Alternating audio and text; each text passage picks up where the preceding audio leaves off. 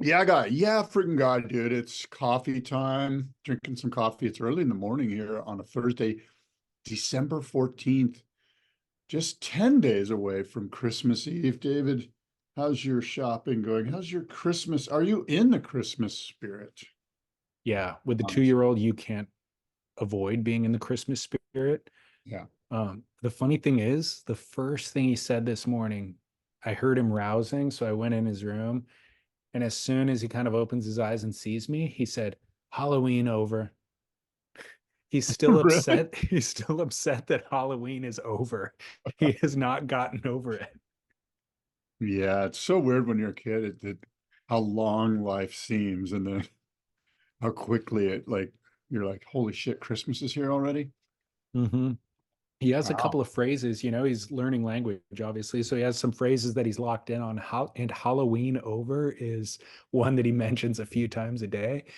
Um, but we're trying to, I mean, he understands Christmas and he sees the decorations in everybody's lawn. So he is getting excited about that, but it's pales, I think, in comparison to Halloween for him. How do you, as parents, sort of reconcile the lie that is Santa Claus? We embrace the lie that is Santa Claus. We have no qualms about it. It's fun, you know what I mean? It's fun lore that he will eventually grow out of and mature out of, but for now it's all fun. Okay, fair enough. But I'm done with my shopping to answer your first question. Are you done with Okay. yours?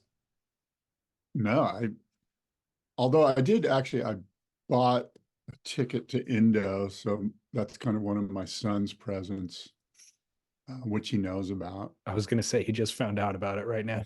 No, he knows about it. We booked a ticket to Indo for the spring, but I upgraded from economy to premium economy. And so I gave Ooh, him that upgrade. ooh, have you ever flown premium or I business or anything have, like that? yeah, I've flown business before. Must be nice. We used to do it when I worked at Surfer Magazine. I would just upgrade to business economy. And Make yeah, them make them deal with it if they even ever figured it out. exactly. Yeah, must be nice. Long gone are the days of the corporate expense account. Yeah. Um, well, that's a great gift. Good thinking. And Yeah. invest in experience is what I say. Nobody needs more things at this point. Good idea. That's great. Great advice, David. Hey, All thank right, you. let's get right to it. The main story here, I think, is the VANS Pipe Masters, which occurred a couple of days ago, finished up a couple of days ago. It was incredible. The waves were uh, exciting, might be a good way to put it. A The little bit waves or rough. the stars is another way to put it. Yeah, the waves were the stars for sure. Although, let me say this, the women, as the event unfolded, and it surprised me that they went. I was like, oh wow, okay. They're like, I luckily I was tuned into it when they said, yeah, we're going. And of course, it was semi more or less flat in the morning, but they had faith that the buoys were going to come through and the swell was going to, in fact, hit those islands. And it did. And as it was rising, as the swell was rising, you could tell it was going to be a momentous day. And I think for the first time that I can remember, they put the women into a situation which was a little bit scary, that they were out there as the swell was on the rise. Usually they're like, oh, the swell's fading and the wind is onshore. Let's put the women out there. This was the first time that they're like, women, we're putting you in a situation which is going to make or break you, as a division. And boy, did the women step up, and they really, I think, got the gnarliest part of the morning, which was this rising, 18-second swell, which is thick and mean, and it kind of like all fills up and pushes up on the first reef. So the women, I really felt like at the time, I'm like, wow, I'm seeing history here. I'm watching history unfold here. And Sal Masekela said as much in his commentary, and I think he was right on that we really saw, we've been waiting for this moment as surf fans. Like, okay, the women are starting to get out of pipe. WSL put them out there a few times, and they're making their move, and it's happening. And of course, Moana Jones-Wong won the Pipe Masters earlier, but this really felt like, okay, it's on. Like we're putting them out in massive surf, like, rising surf, deep swell, deep period. It's going to be scary. And boy, oh boy, it was fascinating. I really felt like a part of history watching it unfold. Totally agree with you. We saw the best surfing from females at Pipeline that I've ever seen. I mean, Moana's probably got better waves in her life out there, but she got legit ones and won the event, because of it. But the other girls as well were getting insane waves that I've never seen female surfers get at Pipe before, probably largely due to the fact that there was only 4 of them in the lineup. I think that helps a lot. But all of the roads built leading up to this certainly put them in that position as well.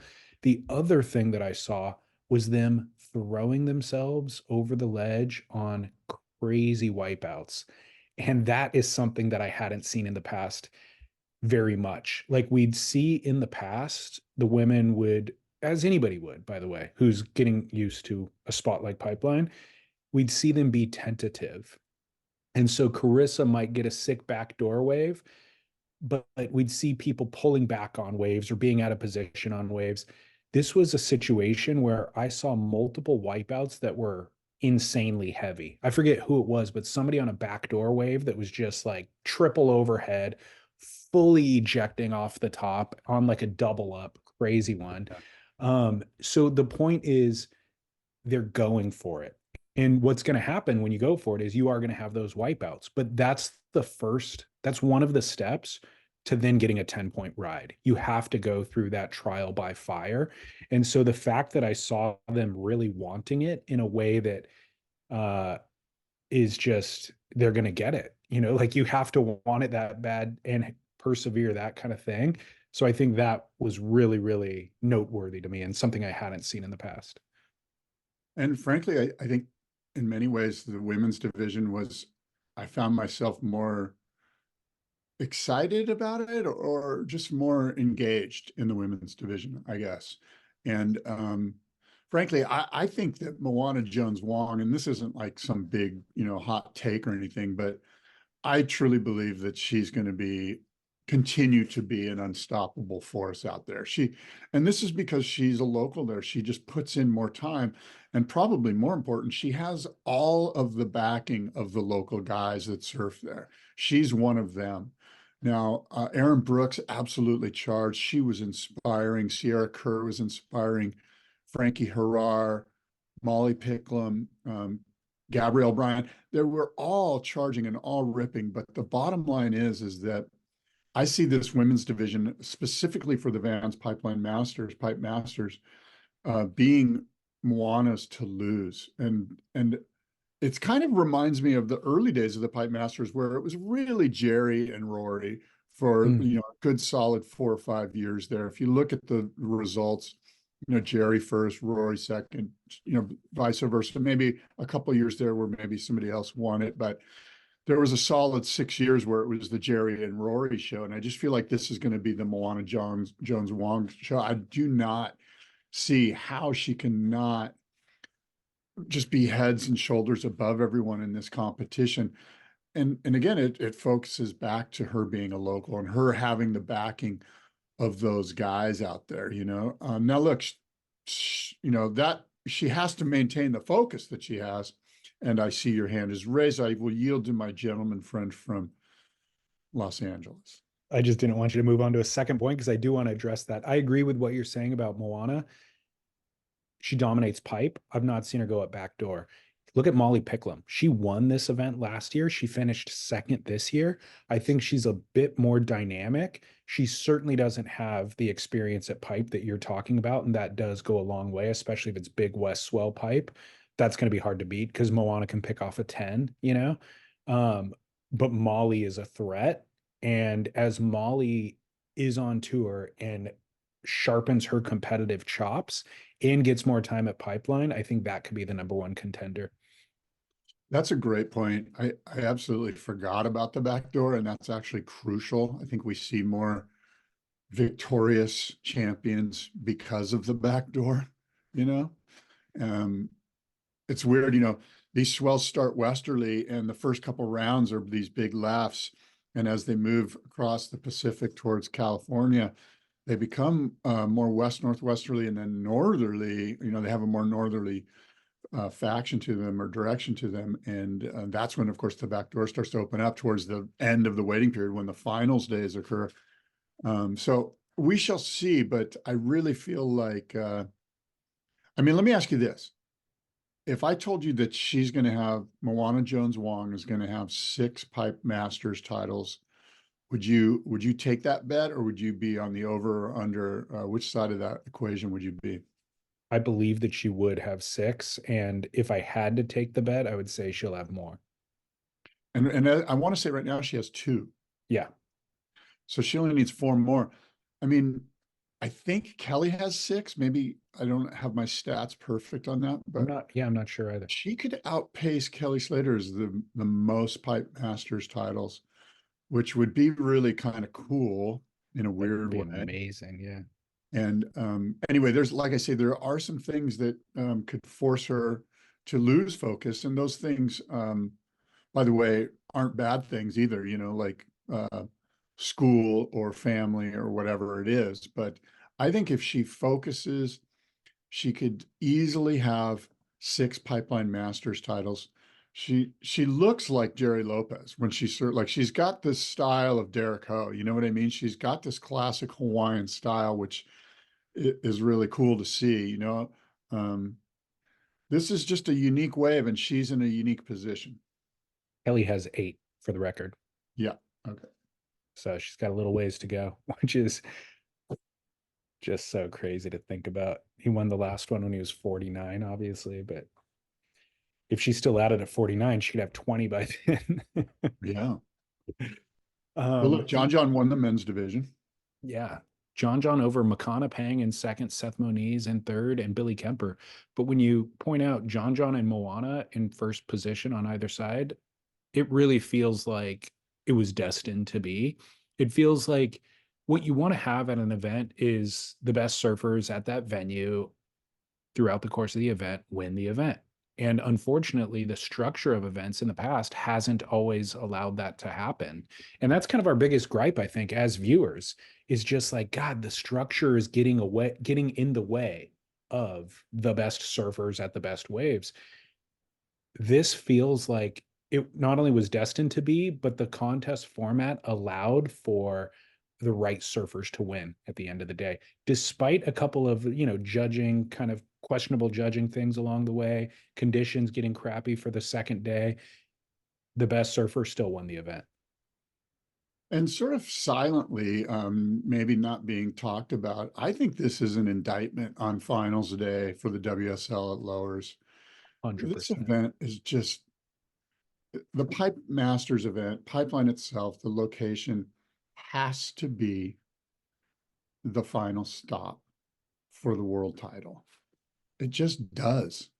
It's crazy that we're even having this debate. Yeah, have that's to how I say feel this about it. I feel like I'm like tearing my hair out right now. You know, just like, are you kidding me? Are we really talking about this? Totally insane. One of the funnier comments that I saw on Stab's post about the finals day or the final day of this event was that Stranger Than Dane said, quote, "You reckon Felipe still thinks he's a quote world champ after he watches the ladies absolutely send it at pipe?" Which is kind of to the point that I was making earlier, which is Felipe got a couple of waves when he surfs out there, but he's not sending it. He's not sitting deep, going for the double ups and then eating crap in a crazy. So it does call into question. They put in quotes, the world champ in quotes, because there's an asterisk next to it by winning it at lowers every year. Yeah. And hopefully they're taking notice, and we'll see what happens.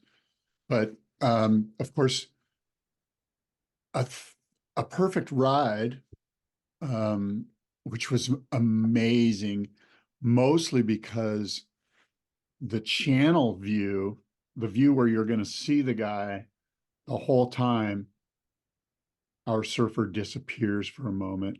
The foam ball completely covers him. And because he's on a little bit, a board with a little bit more length, a little bit more rail, he's able to overcome that. And that was just I mean, a jump out of your seat moment if you were watching it live. It was insane. Who was the surfer? Harrow. Who? Harrow Bryant? Yes. I don't know what they call him. What do they call me? Has. Harrow? Huh? Bio has. Oh, yeah, he's my Har- straight. Harry Bryant riding a Gravel, which by the way, I didn't even know who Gravel was until Harry, I think last year was riding those boards. Um, but he the year prior, I feel like was riding Gunter Rohn's guns, which is a name that you don't hear very often, but an Australian shaper who's been at it for 40 years, total ledge. Everybody, in the know knows. Mhm. Just not a shameless self promoter via Instagram, basically, to the modern youth. And so Harry was riding those boards, and what he's known for are these big guns. And everybody else, obviously, the trend surfing pipe is to ride shorter boards and sit under the ledge. But seeing Harry sit kind of a little bit deeper and get in early, and by the way, he did that on that wave, but that doesn't mean it's an easy ride. Like this was one that was a proper pipe wave that you could kind of get in on a bigger board, or I guess be in position where John might have been sitting on the inside on the ledge. Harry's sitting further out, so he'll be in position for this thing. But it's still required. I mean, he was deep and it required the foam ball. He said he even got like lifted up on the foam ball and had to kind of ride through it. So yeah, the board was key in making that ride. Yeah, and it's funny. I think there is a fine line between too much length. I feel like I watched Justin Quintal catch a really solid wave, and he has a longer board, and it almost was like his board wouldn't do a mid-face turn and let him pull right up. He had to go to the flats to do the bottom turn. By that time, Yeah. he missed sort of the crucial moment where he would have got a better score. And so there's this fine, like, is it like 7.2 is okay, but 7.6 is too much? I mean, obviously it depends on rocker and different variables and how big the surfer is and all of that. But it's so cool. Nathan Fletcher brought out that story about that shaper from South Australia and about how did you hear that part? Did not know. So they cut to him, and Nathan told the story of he was with Harry Bryant in South Australia. And for whatever reason, they were sort of stuck in this like kind of like podunk oil South Australian town that just basically had a pub and like 100 people lived there. And it was just this little place, little, who knows, cattle village. I don't know what it is. And I don't know if there was a lack of swell or no, their car had broken down. And so they're at the pub for 3 days waiting for the radiator to get fixed or whatever. And next to the pub is that gentleman's Gravel shaping bay. This is Wow. where Gravel lives and works. And so they started chatting it up. And before you know it, they're out next door in his shaping bay, he and Harry Bryant and Nathan Fletcher. And they're building boards for Harry. This is a couple of years ago. Wow. And it's just really neat that that story got excavated, that there are many, many hometown hero shapers that are totally worthy, and they're all around us. Whether you're in wherever you may be, there are guys that are just not getting the notoriety. Maybe they don't seek it. They're just local shapers, but they can build you the most magical surfboard. And I think of Shea Soma, the guy who won Best in Show at the Boardroom Show this year. Like he doesn't have the marketing vehicle or the marketing resources to put himself out there as like, yeah, I can build a WCT's surfboard, but Yeah. they're out there. They are, and they're many and varied. Well, the now that you say that, I'm reminded the Gunter Rohn board that Harry was riding. I think that was just under somebody's house on the North Shore. So like he came over with a quiver of boards, but smaller boards, and then he got on that Gunter board, which was like a long old school gun, and he realized the virtues of the length. And so that must have then translated into the conversation that he had with Gravel, where he was like, "Hey, I was on the North Shore and I rode a longer board and it felt amazing. Maybe we should do something like that." And then last year he showed up with the Gravel. That was the first time that I had seen that name. And so then this season, I don't know if it's the same board he had from last season or a newer version of it, but that's the evolution of the story. And it looks Yeah, and good. It looks good on him too. it looks great. And as I recall, I think from Nathan's story, they ended up buying a used board from Gravel the first time. And then Okay. and it was like this 90s kind of like, rockered out kind of needly, and it worked insane. Yeah. And then he went back and got a different Well, version.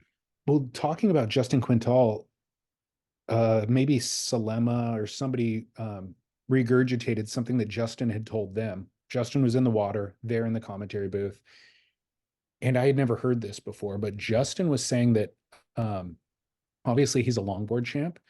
He was saying that nose riding has been the perfect training for getting barreled at places like Pipeline, because the feeling of hanging 10, that kind of levitation feeling where the board is kind of like wobbling behind you and you're out of control, but you're trying to balance on this very fine like portion of the board, is what happens when you're riding over the foam ball at a place like Pipe. That same weightlessness. And I'm like, wow, I've heard people talk, like I've never surfed big enough barrels to feel the weightlessness that they're talking about going over a foam ball, but I've heard people talk about it before, and that makes perfect. I've nose ridden just enough to feel moments of what he's talking about. So I do relate to that feeling, and that's such a dynamic, interesting comparison, you know? Yeah, um, you bring up a great point, and Justin surfed great. I'm not here to throw shade on Justin surfing. I'm very impressed by, and I guess I shouldn't be. The guy's an incredible surfer, and we've seen footage, free surf footage of him at Pipe getting just sick ones. And I Last year, he kind got an of, insane one. yeah, last year, and I actually like watching guys ride bigger boards there. I'm Derek Ho would always ride a bigger board, and of course Kalani Chapman rides bigger boards, and Mason. Mason. Yeah, good point. Now, a couple rides that stand out. I don't know if you saw the Japanese kid, um, Riaru Ito. Yes, I did. Holy mackerel. That was I going to thought, be a I 40-point thought it ride. totally. I was like, that had to be, I had the volume down for 99% of the event, but I was watching it and I was like, that had to be Cole Rothman. Like somebody who surfs there all the time had to navigate that thing. I was shocked to find out that it was that kid. Yeah, it was amazing because you saw him from the channel view just pumping with every ounce of determination that he had. And he just drove through such a beast. I was actually like kind of in the kitchen preparing food and looking over my shoulder, watching on my TV, and I saw it. And I walked out there because I was like, this thing's going to be insane. And sure enough, it was mind blowing. And I don't think they scored him all that high because he didn't make the wave. It was a closeout. It wasn't. He was going to have to doggy to our section that probably would have broken his spleen or something. But anyway, hats off to Mr. Ito-san for that was incredible. That was an incredible ride. Yeah. Imai Kalani DeVault's backdoor wave again was one that I I'm thought was insane. I'm I'm thinking totally underscored. I Fully cannot underscored. believe when you look at like the way they scored John in the final, or even some other scores. I want to say they gave Ema Kalani DeVault a 25.9. I might be wrong, but I think that's the score they gave him, a 25.9. If you divide that by three, that's like 6.5 or something. That wave was easily a 9.8. Yeah. He got spit on three different times. If you watch that and he was in the barrel each time, that wave spit three times. All you got, I'm not lying, just watch the video and you can Yeah. see it. I'm Everybody in blown the away that they underscored him so deep. It was kind of a travesty. It was a travesty, and everybody in the commentary booth said that in real time. They watched the wave and they were just like tripping, and they're like, "Oh, that's a 29-point ride for sure." Like, I don't know if it's a 30, but it's right there, you know. And then the score came out. I thought it was even lower than 25, to be honest, but maybe you're right. Um, but yeah, he got robbed on that for sure. There was I'd say four instances throughout the event where the judging seemed really off, but there's no rhyme or reason. I mean, you couldn't even make a conspiracy against Imai. He's a Vans team rider. If anything, they would have pushed him through the event. Um, for whatever reason, sometimes I feel like maybe judges, maybe there was somebody who went on the pipe wave. Maybe there was the angle that they had wasn't the best angle. Whatever the case, Imai got robbed, but it was an insane wave. Well, I think I did my math wrong, but Yeah, you did. 25.9 is an 8.6. So it wasn't as much of a Travis mockery as I thought based on my crappy math, but an 8.6. I mean, the thing is that it was I think one of the first heats, if not the first heat for the men.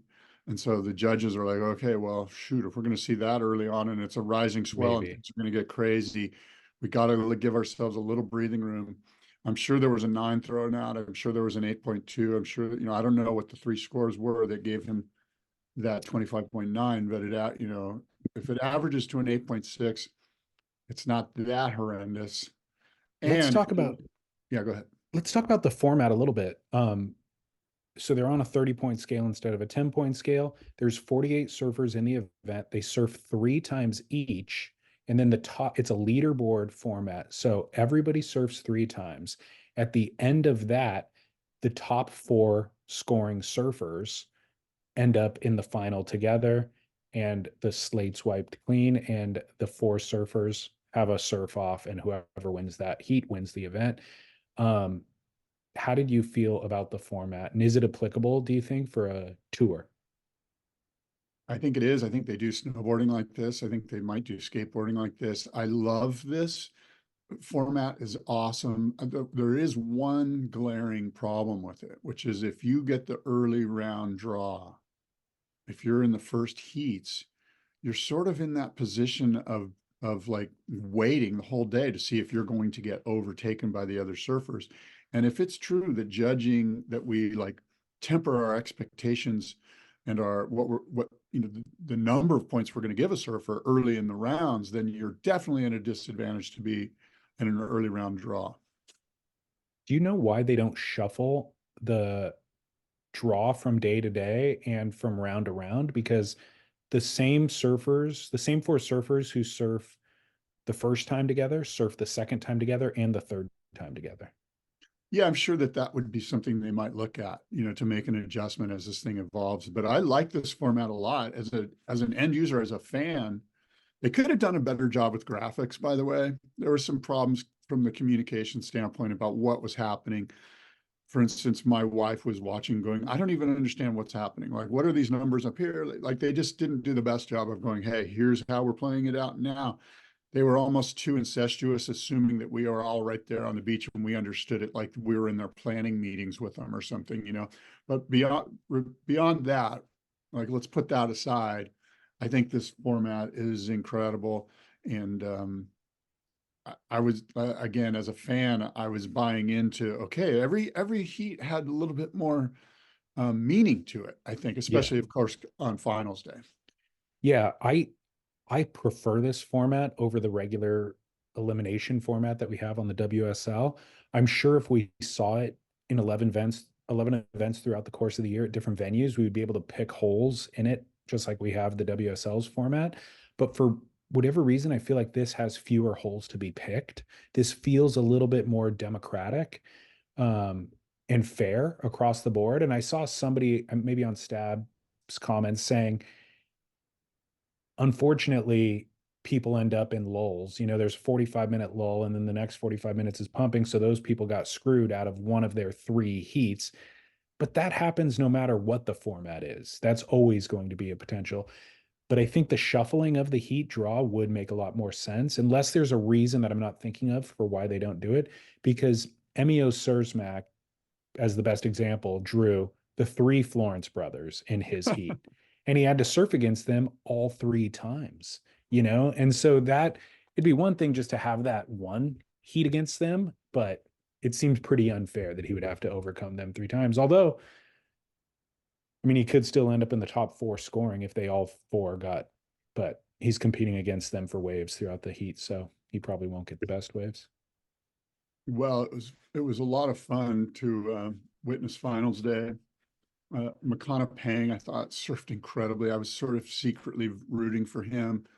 I wouldn't have been disappointed if he was the overall champion, especially based on the way that Moana Jones Wong had it tied to him, that they both grew up at Pipe together and surfed Pipe together, or basically, I think that maybe the same age, and they're like, since since grade school. They've been buddies. And so that would have been sort of as much a Cinderella story as the John Moana victories. But and I'm a little disappointed. I think on the women's side, there was some disappointment in some of the more, I don't want to say older pros, but some of the pros that have been around the scene. And I'm further disappointed that Caitlin Simmers isn't in here, because if we're going to throw these really up and coming red hot young surfers in there like Sierra and like Aaron Brooks, I think Caitlin Simmers needs to be deserves to be rising at Pipeline with that crop and not be left out on the sidelines here. Did she get an invite? Do you know? I'm looking here. I don't see her name on the list, but maybe, maybe I'm wrong. I don't know, but she definitely wasn't in the heats. Yeah. I don't know if she just declined the invite or what, but yeah, she Yeah. would have been great to see. But I mean, we've been talking about the changing of the guard on the women's side. So for a long time, and it's the names that we would have picked are exactly the names that are kind of in the final: Aaron Brooks, Molly Picklum, Moana Jones Wong. So it was impressive to see Carissa Moore still battling it out and putting up big scores at backdoor right along with them. So congrats to Yeah, her. that's the one thing, is that to see Carissa not completely dominating the field is sort of refreshing. Like, that's kind of like the tell that, okay, it's the final. And usually you're like, oh yeah, Carissa's just going to dominate with some backdoor revs and win this thing. And Well, the other thing that I had never seen hold on for before. just a second. Okay, go for it. Yeah, buddy. Just a little note was one thing I had never seen before was everybody filming their waves on a GoPro.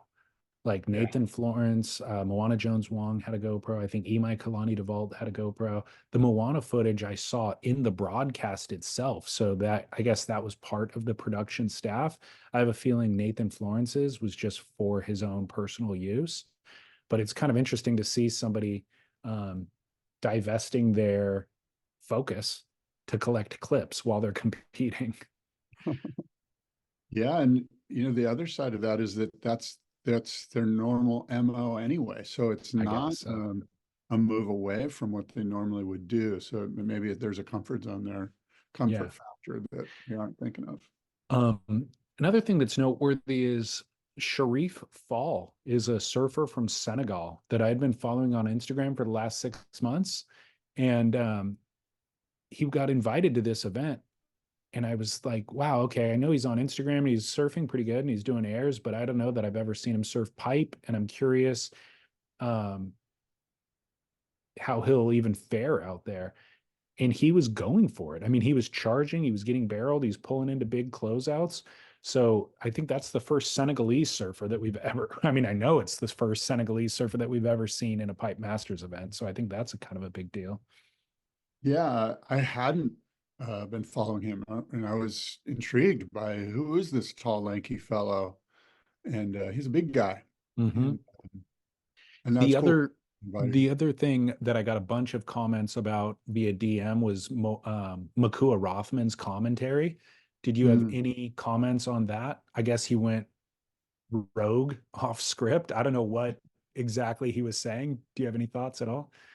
Well, let me just say that, look, doing commentary for whatever a whole day event is just draining. And I can see how you could lose focus.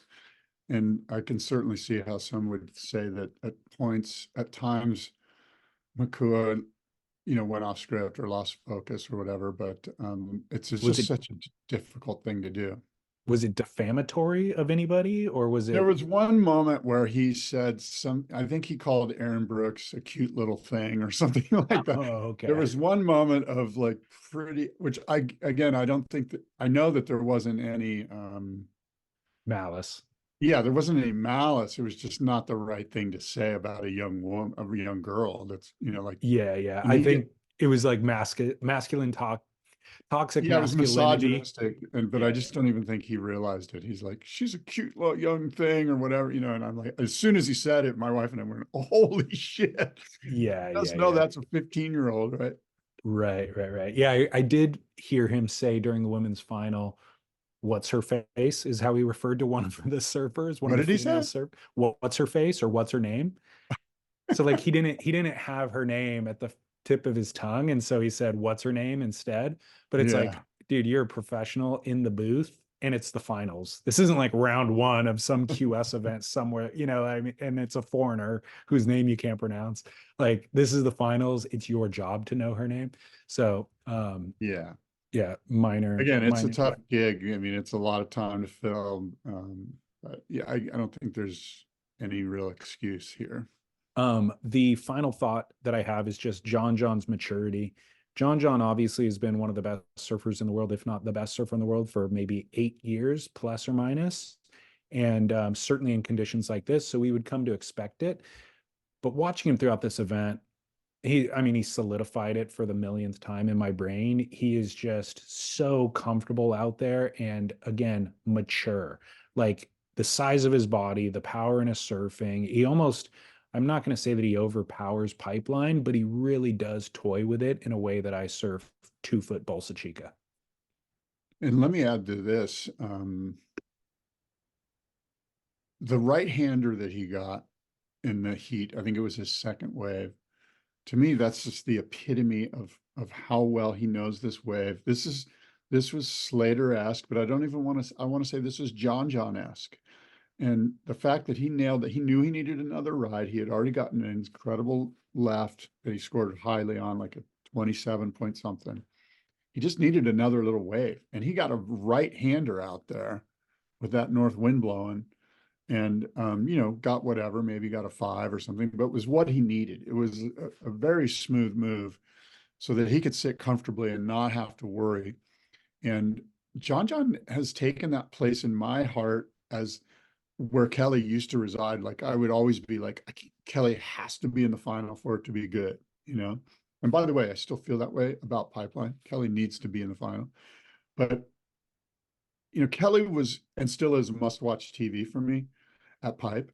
But John, and I don't think it's a big stretch, is must-watch TV for everyone when we're talking Pipeline or Chopu, or Well, frankly, quite a few other spots, Big Margaret River or what, you know what I mean?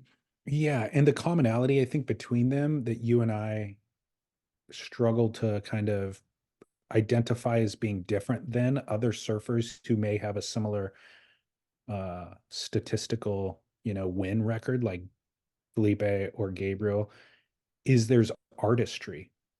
It's Yeah, watching a poet freestyle poetry in yeah, front of you while, you know, um, combating the biggest kind of challenge from Mother Nature, essentially. So it's not just going out there and getting a technical 9.5 ride or whatever. It's the artistry and the style by which they do it with that blows the mind. yeah, absolutely. You absolutely nailed it. That's exactly right. Their aesthetic, their approach. That frankly, John and Kelly and a few others, Gabe Medina comes to mind, believe it or not. We're talking like this is Nadal, this is friggin' Djokovic, this is Tom Brady. Like if they're not in the final, you feel like the event didn't do the consumers, the end users justice. And that's why this format worked so well is the cream does end up in the final, Yeah, I to agree. mix analogies. Yeah. Wow. Well, Good. congratulations to Vans. I asked you the question a week or two ago if whether or not this format and the mixed group of invitees and all of that devalues the legacy of the event or whether it kind of solidifies it. And ultimately, the decision that we landed on was the waves will decide. If the waves are pumping, the cream will rise to the top and the event will remain at its kind of uh, level of importance that it's always been. And I think that's exactly what happened. The waves are pumping. John and Moana won. They deserve to win. There was 30-point rides out there, and the event remains supreme. Remains to reign supreme. I totally agree with you. All you have to do is look at the final and say to yourself, could those 4 guys be in the final at the WSL event if they got wild cards? And the answer is absolutely yes. Mm-hmm. And either any of those 4 guys could have won it. Mm-hmm. And I think that's sort of the litmus test. If we saw whoever in the final because the waves were shitty and they were punting aerials at gums or whatever to determine a winner, we might be going, okay, well, I guess we can do that better. Gabe Medina. You know what Yeah. I mean? Well, the challenge that we always have with the WSL events is somebody like Makana Pang might get the invite or might get through the trials event and get into the event, but we're always concerned that he's going to trip on the red tape of the contest format or the bureaucracy and not ultimately make it to the final. And we've seen that with Jamie O'Brien, and Mason Ho and these guys who are like, they could win this. If this was just a free surf session, they would win the day 9 times out of 10. And Yeah. so what's great about this format is that their red tape seems to be eradicated. Yeah. I do like the format. Agreed. David, Well, a wave pool has erupted in Southern California. The Palm Springs, I don't even, what's the name of it? Palm Springs Surf Club? boom, simple as that. Palm Springs Surf Club is open and taking bookings, and it's sort of like the here in California, it's sort of like blowing up my text chain, and people are signing up, and all my friends are going and want to go and are looking at going, and I think it's a fascinating thing to see here more than anything how this thing books out. If this thing just books up and it's solid, um, we're going to see if there's a business viability here in Southern California. According to the press release from PSCC, it's $20 to enter the property. So you can just pay $20 to go in and watch if you want. There's a beginner Waikiki style wave start, which is $100 an hour for a group of 12. So you can sit on the inside, catch the Waikiki waves, $100 an hour. There's 12 people in that portion of the pool. There's intermediate wave costs, also a group of 12 where you would sit out the back at $150 an hour. And then the advanced sessions will cost you $200 an hour, and that's limited to 9 people instead of 12. There's private reservations available to give you a lot of other options for settings of waves, like a clean and easy tube ride. It's just, you have Now you've a, surfed this wave. I surfed this 2 months ago. I've surfed Yeah, this wave that's right. twice, actually. So So I which surfed, wave did you surf, the right and left, which is an offering, or the quick tube, which is an offering? so the first wave that they had us on was a ledgy right tube. I don't know if you've watched the release videos, the I press have. release videos with Mason Ho getting that like crazy Yeah. slab. It's not that one. It's like, I would Bait and say, switch. I would say it's toned down 70% from that. Yeah. No, I'm gonna tone down 30% from that. So Right. about 70% of that, where like Mason's on like a slingshot wedge into that slab. This was more of like take off on the left of the right and try to kind of like put your weight on your tail and airdrop into the bottom of the wave and then sit there and get the slab, sit in the pit and let the slab kind of spit you out. And it was pretty challenging. And it was like that was the first setting that they put us on for the day. And I ate crap kind of over and over and over again. And then everybody was. And so I think they then toned it down to the more lowers like right and left, where you could just kind of rip the wave. Mhm. But the settings that we had, I'm not sure how they relate to what they're selling on their website, because they didn't shout out, hey, this is the name of this setting. Mhm. But look how fun. I mean, to me, in terms of all the different wave pools that we've seen, when you look at this footage and these photos, this looks the most fun out of any of them. And I'll tell you from having surfed it, it is. And when Yeah. you're looking at the $150 cost for intermediate waves, 12 people in the pool, I would tell you you get a dozen waves out of that hour at least. So there's a group of 12 in the pool. You sit in a group of 4. So it becomes 3 groups of 4 that are sitting. And they send a set and the 4 people go. There's 4 waves in a set. So 1, 2, 3, 4, all within quick succession. Then it takes about 90 seconds for the pool to kind of calm down again. Then they set another set. So that group that got that set then goes and sits in the back of the line, and they're going to have about 3 minutes of wait time until their next turn, because those 2 other groups go with 90-second intervals each. which is just right. You know, it's like you get just enough time to rest, to recuperate, to think about what you did wrong, how you want to do it different. The other little variable is that wave 1, 2, 3, and 4 are all slightly different, but wave 1 of a set seems to be similar to wave 1 of the next set. Wave 1's always kind of the same. Wave 2's always kind of the same. So in your little group of 4, you can kind of communicate and be like, oh, I went on wave 1 that time. I want to try that again. Or wave 2 looked like it had more of a little tube pocket on it. So can I do wave 2? And you kind of communicate amongst yourselves. Yeah, that's what my question was going to be to you. So that sounds great. And man, it looks, here's the thing. If you pay $20 to go in and watch, you're going to be so frothed that I know for a fact that you're going to be like, hey, are there any openings? Can I rent a board? Do you have any trunks I can use? You'll end up spending $300 just to get outfitted so you can surf for an hour. True, but your wife might want to come watch, and so she pays the $20. You know what I mean? Like that's what the $20 is for. But I mean, also the $20 is for, there's a bunch of other things to do. It's a water park. There's like slides, and there's actually restaurants. There's cabanas. You can rent the cabana for $500 a day, and the cabana isn't a tent. It's like a permanent structure with television, Wi-Fi, nice sofas, refrigerator, all that kind of stuff. That's so cool. And wading pools too, right along the side, the cabanas, in between the cabanas and the actual ledge of the pool, there's long pools that you can kind of sit in up to your neck and watch the whole day. I mean, it is beautifully built out and designed. Apparently they spent 80 million bucks on this thing. Yeah, that's so great. And to top off all of that wonderment is the host, Shane Magnuson, is just a great human being. He was working at Waco when I was there, and he gave me personalized service, and he was sincere and wanted you to be stoked, and it showed. And Kalani Robb as well. So they've got great hosts on site there, and so and plus you could go golfing. Yeah. So Shane, I can't agree with you more about Shane Magnuson. Unbelievable host. His wife, by the way, Courtney, is a phenomenal host as well. And she, when I went, she was the one responsible for all of like the email communications and stuff like that. So when you show up, she knows exactly who you are, and you know. So, and then he is the expert for the pool itself. And because of his experience at Waco and BSR, he developed so much learning and how to run the technology and the software and all that.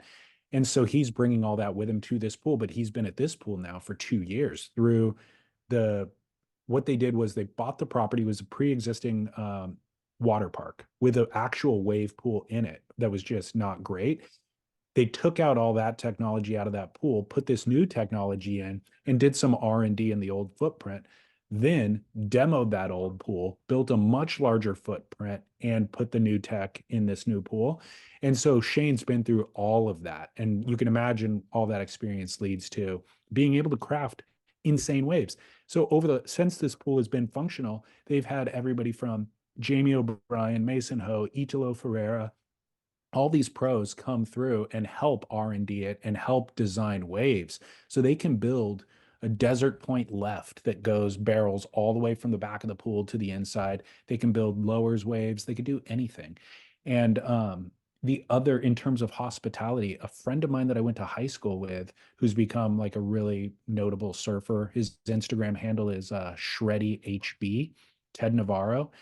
They brought him on staff as well. So he's in the pool as a coach/referee on a longboard, kind of on the Waikiki section. If you eat crap on the barreling section, he'll tell you, swim over to this area until the set goes away. Next time you should try to do this instead. You know, he's kind of directing traffic and stuff. So having an expert in the pool like that is also super helpful and key. Well, it's like I said, it's sort of the buzz of the community here is the Palm Springs Surf Club. So good for them. Excited that it's open, and we're going to see how it plays out. I'm sure it'll be successful. It sounds wonderful. I'm ready to go. You know, sounds like it might be booked up. I tried to book a spot just to check for our conversation. Yeah, me too. PalmSpringsSurfClub.com, and the online reservations were either booked out completely or maybe not functioning because they got overrun, but it said make a phone call and you can check as well. Yeah. But I tried the beginner sessions, the intermediate, the advanced, and everything looked like it was booked up for a long time. Um, do you have a hard out at 8, right? Yeah. Okay, well, I was going to play a listener line call for you about indoor climbing versus outdoor climbing and the relatability for our surf world, but I'm going to save that for you for next week Yeah. just because we're limited on time because I want to give people an update on the Chopu tower build. Unfortunately, it looks like the Olympic Committee is proceeding with the build. Quote, a group of scientists and surfers from the Mega Lab, which, by the way, one of the founders of the Mega Lab is PhD Cliff Capono, who was in the commentary booth. Mhm. Anyways, the Mega Lab recently completed a study of Chopu's reef and determined that work from the barge path and tower construction could potentially impact 2,500 square meters of the reef and cause damage worth $1.3 million to the living habitat. In turn, Megalab has advised the local government and the International Olympic Committee not to proceed with the proposed construction of the new judging tower before the 2024 Olympic Games. And yet, the Olympic Committee seems to be proceeding. Yeah, this drama is going to play out here. It's unfortunate, and more is going to be revealed because it feels like we're coming to a head here where we're going to be seeing which surfers really are going to, put their words towards their actions and vice versa. Yeah, I would love to see a boycott, to be honest. All right. Well, look, I do have a hard out, so I apologize, but I have a Duke and a Kook I want to say real quick. Actually, I'm sorry. I have a must-see moment. Must-see moment is if you go onto YouTube and you do a search for raw Skeleton Bay clips, this guy just put this up 2 or 3 days ago. Did you see this? No. It's pretty mind-blowing. I know you're probably rolling your eyes going, dude, I've seen enough Skeleton Bay. I get it. And that's kind of what I was thinking. But it was because it's new, I was checking it out, and it's basically a short edit of random sessions. And there are some brain melting deep barrels that just had my jaw dropped. And, those types of tubes are like, there's no way that guy's coming out. I cannot believe they're still filming this.